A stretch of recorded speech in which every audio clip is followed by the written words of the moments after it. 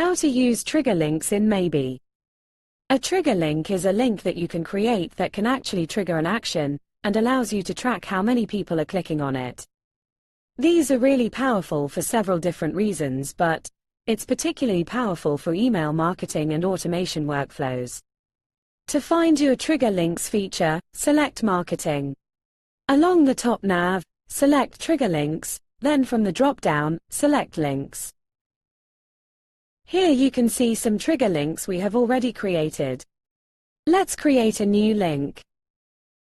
First, give your link a name, something that can easily identify what the link is.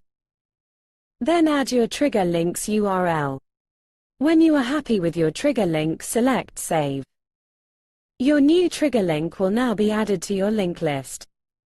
You can delete or edit a trigger link using the action icons. When editing the trigger link, simple update and select Save. You can analyze your trigger links and see how many people clicked on your links in a certain time period. Congratulations, you can now create trigger links. We have further videos to help you use these trigger links in emails and workflows.